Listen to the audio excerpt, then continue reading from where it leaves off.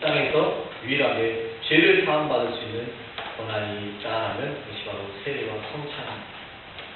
이 세례와 성찬을 통해서 내 죄가 깨끗이 사함받음을 믿고 이제는 하나님만 잘 믿고 살겠습니다라는 의미로 받는 것이 세례입니다.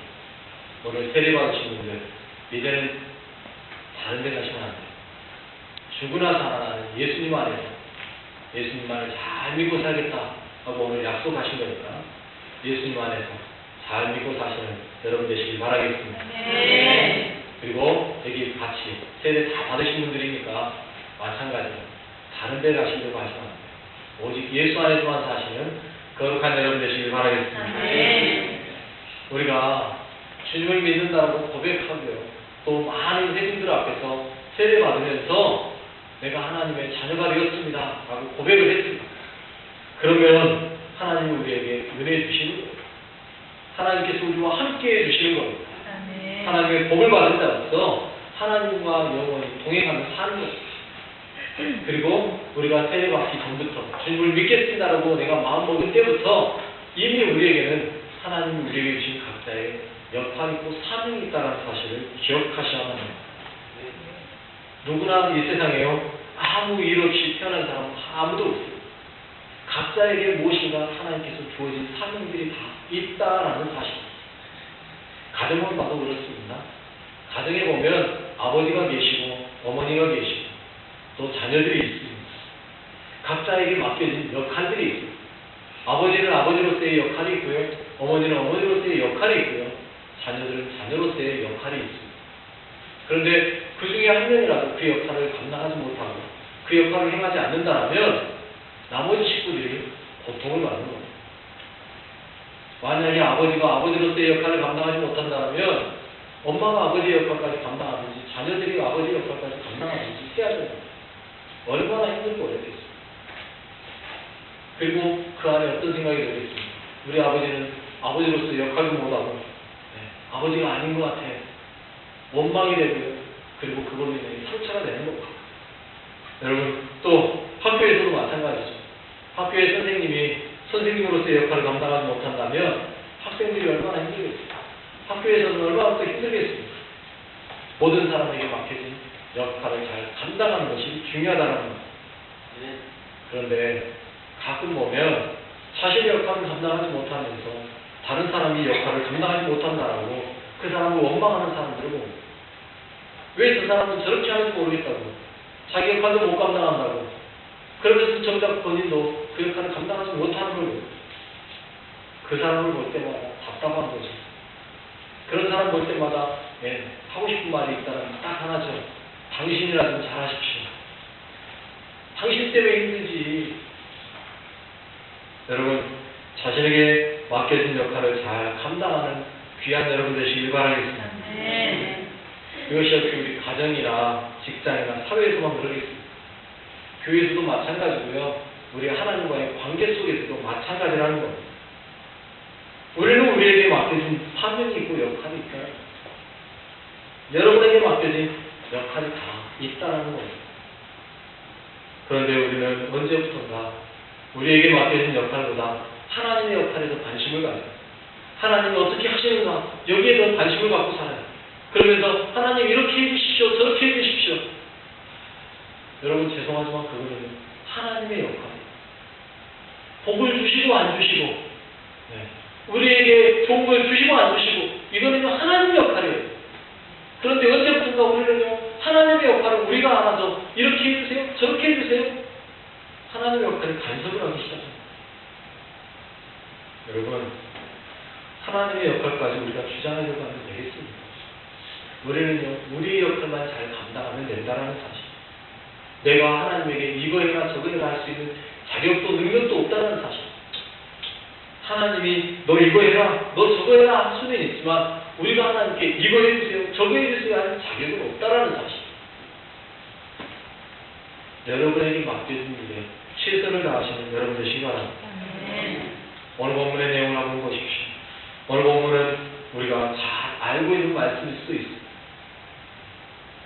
하나님께서 예레미야를 통해서 말씀하시는 그 말씀 속에서는 하나님의 역할이 있고 우리 사람이 감당해야 하는 역할이 있다라고 말하고 있습니다. 오늘 본문의 내용의 중심 주제는 뭐냐라고 물어본다면 돌아오게 하겠다. 돌아오게. 내가 너희를 돌아오게 하겠다라는 거고. 그런데 그 돌아오게 하겠다라는 말을 그래서 어떻게 합니까? 10절에서도 이야기하고 14절에서도 이야기합니다. 3번씩이나 돌아오게 하겠다라고 약속해 주십니다. 돌아오게 하겠다는 말씀이 앞과 뒤에 전체를 감싸고 있는 거예요. 품고 있는 거죠. 왜요? 하나님은 이스라엘에게 분명하게 돌아오게 하겠다라고 약속하고 계시는 거예요. 그러기 위해서 어떻게 말합니까? 10절에서 이렇게 말씀하죠. 여호와께서 이와 같이 말씀하십니다. 바벨론에서 70년이 차면 내가 너희를 돌보고 나의 선한 말을 너희에게 성취하여 너희를 이곳으로 돌아오게 하겠다. 돌아오게 하겠다고 분명하게 말씀하셨어요. 그리고 끝나는 아니면 14절 가면 또 이야기해요. 이것은 여호와의 말씀이니라. 나는 너희들을 만날 것이며 너희를 포로된 중에서 다시 돌아오게 하되 내가 쫓아보내었던 나라들과 온 곳에서 모아 사로잡혀 떠났던 그곳으로 돌아오게 하리라. 이것은 여호와의 말씀이니라. 여러분 말씀 시작할 때마다 여호와의 말씀이니라 여호와의 말씀이니라 여호와의 말씀이니라 하면서 뭐라고 말해요? 돌아오게 하겠다. 돌아오게 하겠다. 돌아오게 하겠다. 3번이나 말씀하고 계십니다. 분명한 약속. 이것이 하나님의 뜻입니다. 이게 하나님의 분명한 약속이에요. 그런데 그렇게 하기 위해서는 하나님의 역할이 있고 우리 사람이 감당해야 될 역할이 있다라는 겁니다. 하나님께서 돌아오게 하시는 건 분명한데 그러기 위해서 너희들이 해야 될 일이 있고 내가 할 일이 있다. 11절에서는 주님의 역할을 말씀하십니다. 너희들에게 돌아오게 하기 위해서 내가 이렇게 해줄게 하는 말씀. 11절에 여호와의 말씀입니다. 너희를 향한 나의 생각을 내가 하나니 평안이요 재앙이 아닙니다. 너희에게 미래와 희망을 주는 것입니다. 하나님의 생각을 에레미야를 통하여서 백성들에게 알려주고 있습니다. 하나님의 생각이 뭐라고요? 평안입니다. 하나님의 생각이 뭐라고요? 미래와 희망을 주는 것이다라는 거예요. 얼마나 좋은 말씀인지요. 여러분 하나님의 생각은 여러분에게 재앙이 아니라 평안입니다. 미래와 희망을 주는 것입니다. 이 말씀에 아멘하지 않은 사람이 없어요. 그런데 여러분 이 말씀이 얼마나 가슴에 와 닿았느냐. 여러분들에게 이 말씀은 좋은 말씀, 너무 좋은 말씀 하죠. 그런데요 이스라엘 백성 지금 이 말씀을 듣고 있는 이 사람들에게 아니라는 사실. 왠지 아십니까? 오늘 보면 3절을 보면 2절을 보면 이렇게 이야기합니다. 그때는 여고니아 왕과 왕후와 공중 내시들과 유다와 예루살렘의 고관들과 기름공과 토공들이 예루살렘에서 떠난 후라. 떠난 후 왕과 왕후들이 예루살렘에서 떠났다는 거예요. 어디 여행 가려고 너무 평안해서 여행 가려고 떠난 게 아니라요 바벨론의 포로로 잡혀가 있는 상황이라는 거예요. 여러분 포로로 잡혀가는 것이 평안입니까? 재앙입니까? 재앙입니다. 포로로 잡혀가고 있는데 하나님의 뜻은 평안이라는 거예요. 재앙이 아니라는 거예요. 여러분 이 말에 아멘할 수 있겠습니까? 내가 무슨 평안입니까 주님? 재앙이지. 포로로 잡혀 끌려가고 있는데 지금 내가 포로로 잡혀가서 바벨론 땅에 지금 있는데 내가 어떻게 평안입니까? 이런 재앙이 어디 있습니까? 하나님 거짓말하십니까? 이렇게 말하지 않겠습니까? 그런데 하나님은요 평안이라는 거예요. 재앙이 아니라는 거예요. 미래와 희망을 위한 거라는 거예요. 여기에 아멘할 수 있는 사람이 있을까요?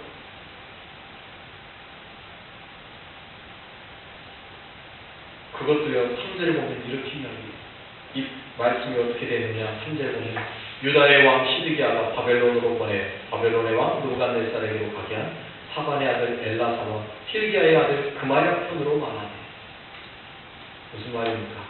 사신으로 바벨론으로 가는 사람 2사람에게 에레미야가 편지를 써주면서 이것 가서 바벨론의 여고니아 왕과 왕후들과 거기 잡혀가 있는 사람들에게 읽어주십시오 하고 지금 편지라는 이야기. 그 편지 속에 하는 이야기가 당신들이 여기 온 건 평안입니다.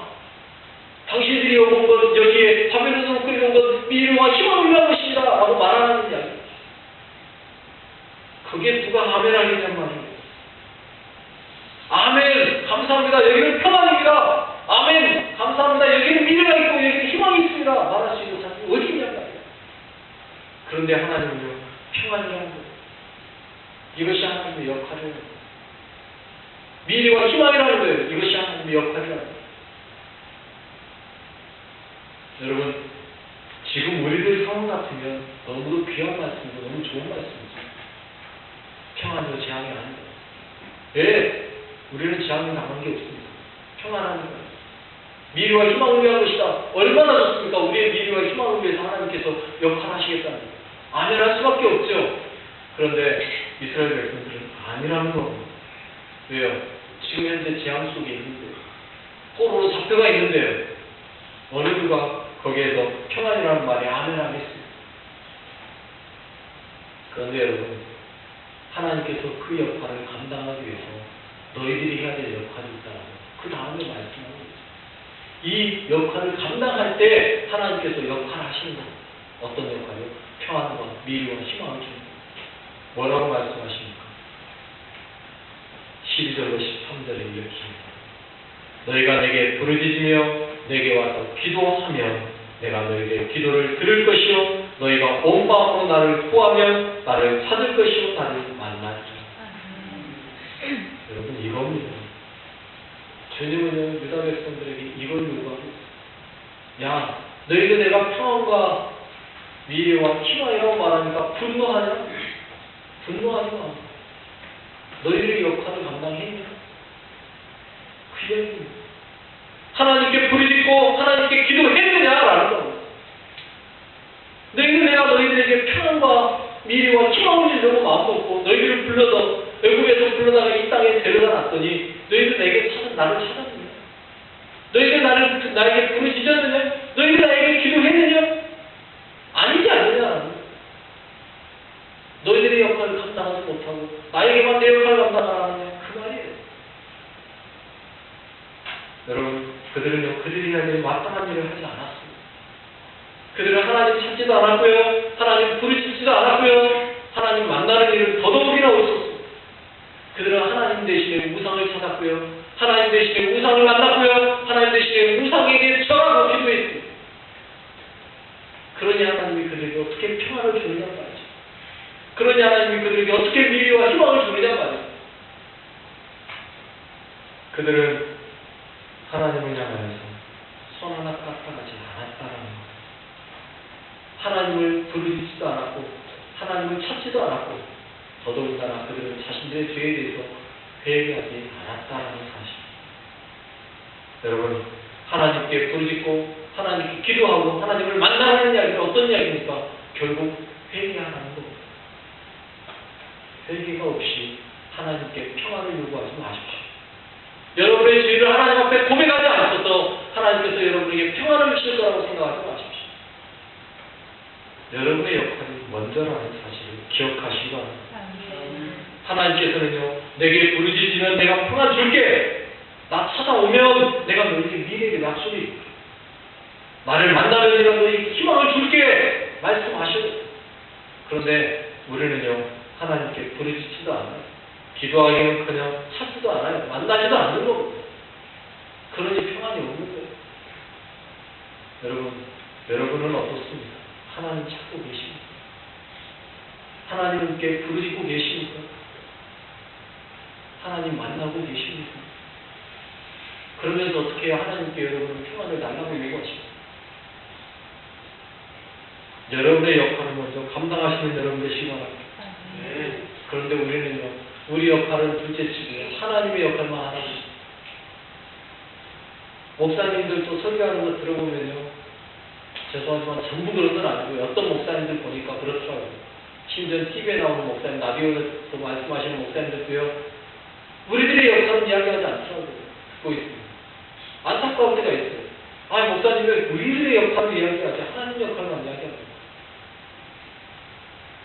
하나님은 복 주시는 분이시다. 하나님은 은혜 베푸시는 분이시다. 하나님은 이런 분이시다. 저런 분이시다.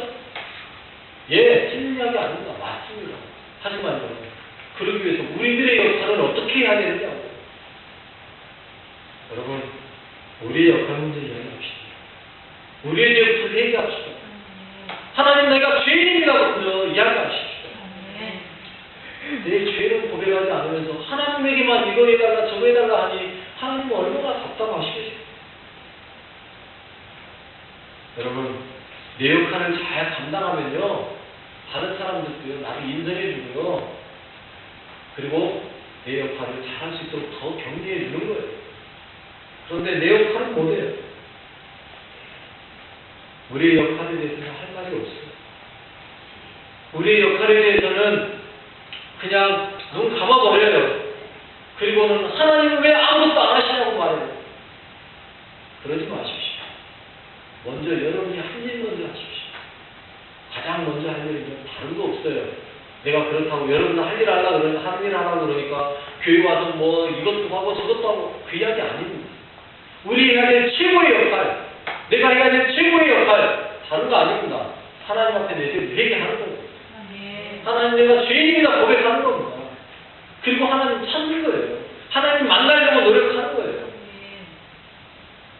하나님의 백성답게 살려고 하는 거예요. 그게 여러분에게 맡겨진 역할이에요. 그걸 감당하시라는 거예요. 다른 거 하라는 게 아니에요. 여러분에게 맡겨진 일. 여러분이 하나님께 어떻게 하면 좋은지. 여러분, 저희 집도 그렇습니다. 어린 아이들이어도요, 밥 먹을 때 되면요, 숟가락 나르고, 젓가락 나르고, 밥그릇 나르고, 반찬 나르고, 나릅니다. 자기들에게 맡겨진 일들이 다 하나씩은 있어요. 그 일을 감당하지 않으면요, 야단 맞아요. 너 왜 안 해? 밥 먹을 때 기도하는 것도요, 시킵니다. 네가 기도해. 역할을 줍니다. 안 하면 야단 맞습니다. 평안이 없어요. 야단 맞는 사람. 여러분, 우리에게도 마찬가지입니다. 여러분에게 맡겨진 역할이 다 있다는 사실을 기억하십시오. 그 역할을 감당하십시오. 이 마지막 시대에 우리가 해야 될 일은 우리의 죄를 돌아보고 우리 죄를 회개하는 것이 먼저입니다. 그리고 다른 사람의 죄도 고백하며 그 사람을 용서해달라고 기도하며 그 사람을 주님 앞으로 이끌어낼 수 있는 일까지 하는 것, 이게 우리의 역할이에요. 여러분, 주님의 역할에 관심 두지 마십시오. 주님의 역할은 주님이 알아서 하세요. 내 역할을 난 잘 감당하는 거예요. 내가 해야 될 일이 무엇인지, 하나님은 나에게 뭘 원하고 계시는지, 이 마지막 시대 죄악이 관영함으로 눈물로 회개하며 기도해야 될 이때에 여러분 더 많이 회개하십시오. 더 많이 주님을 찾으십시오. 더 많이 주님을 만나시는 여러분 되시기 바랍니다. 너무도 아니라고 아프고 죄악으로 인해 눈물을 흘리는 한 영혼이 없다라고 말하고 있습니다. 에레미야가 말했던 그 말씀이 마치 지금 우리 시대의 일을 이야기하고 있는 건 아닌가 싶어집니다. 우리가 할 일은 회개하는 기도뿐임을 기억하십시오. 여러분, 하나님의 역할을 말하기 전에 여러분에게 맡겨진 역할, 여러분에게 맡겨진 사명을 감당하시는 거룩한 하나님의 백성 되시길 바라겠습니다. 기도드립니다.